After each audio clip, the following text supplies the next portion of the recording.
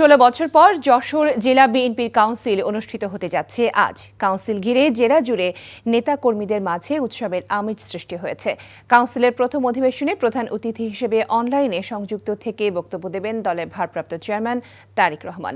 জেলা বিএনপির আহ্বায়ক কমিটির সদস্য সচিব সৈয়দ সাবেরুল হক সাবু জানান, কাউন্সিল উপলক্ষে সিনিয়র আইনজীবী মোহাম্মদ ইসহাককে আহ্বায়ক করে 5 সদস্যের নির্বাচন কমিশন গঠন করা হয়েছে। মোহাম্মদ ইসহাক জানান, সভাপতি, সাধারণ সম্পাদক সহ সাংগঠনিক সম্পাদকের 3টি পদে 8 জন প্রার্থী হয়েছেন। তবে সাধারণ সম্পাদক পদে কেবল দেলোয়ার হোসেন খোকন প্রার্থী হওয়ায় তিনি নির্বাচিত হচ্ছেন। সভাপতি পদে বর্তমান সদস্য সচিব সৈয়দ সাবেরুল হক সাবু, যশোর পৌরসভার সাবেক মেয়র মারুফুল ইসলাম ও যশোর চেম্বারের সভাপতি মিজানুর রহমান খান প্রতিদ্বন্দ্বিতা করছেন।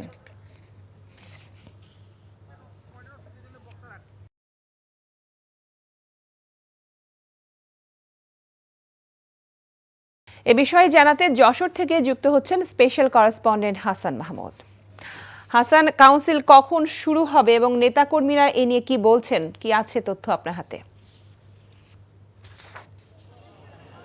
আসলে আনুষ্ঠানিকভাবে এখনও কাউন্সিল শুরু হয়নি, তবে একটি জেলা কাউন্সিল আসলে একটা বড় ধরনের আয়োজন। বিএনপি, আপনি বলছিলেন সংবাদে যে 2009 সালে সবশেষ কাউন্সিল হয়েছে এবং তারপরে যে কাউন্সিল হওয়ার কথা ছিল সেটি আর হয়নি, কারণ তখন তাদের দলের নেতাকর্মীদের সাথে কথা বলে যেটা জেনেছি, তারা বলেছেন যে স্বৈরাচার সরকারের আমলে বিভিন্ন জেলা উপজেলায় যে ইউনিটগুলোতে যে কাউন্সিল হয়ে সেই কাউন্সিলের সদস্যরা এখানে ভোট দিবেন, তো তারা সেই কাউন্সিলগুলো করতে পারেনি, তার কারণে জেলা কাউন্সিলও হতে পারেনি। তো 2009 সালে সবশেষ কাউন্সিল হয়েছে এবং আজকে কাউন্সিল অর্থাৎ সম্মেলন, এটাকে যশোর জেলা সম্মেলন, উত্তরের প্রায় এই দক্ষিণ অঞ্চলের প্রায় সবগুলো জেলাতেই সম্মেলন হবে। বিএনপি তাদের জেলা সম্মেলন করছে। আজকে সকাল থেকে এখানে ডেলিগেট যারা ভোট দেবেন এবং যারা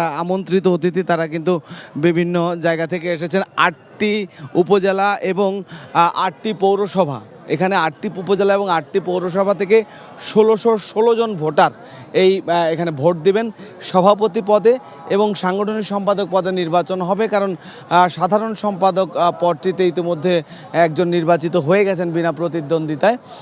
তো এই সম্মেলনে লন্ডন থেকে যুক্ত হয়ে সম্মেলনের শুরুতে বক্তব্য রাখবেন বিএনপির ভারপ্রাপ্ত চেয়ারম্যান তারেক রহমান, আর এই সম্মেলনটি আজকে উদ্বোধন করবেন বিএনপি চেয়ারপারসন উপদেষ্টা কাউন্সিলের সদস্য আমানুল্লাহ আমান। তিনি এসেছেন, আমরা দেখেছি আমানুল্লাহ আমান যশোরে এসে পৌঁছেছেন এবং সব মিলিয়ে প্রস্তুতি চলছে। কিছুক্ষণের মধ্যেই হয়তো কাউন্সিল শুরু হবে।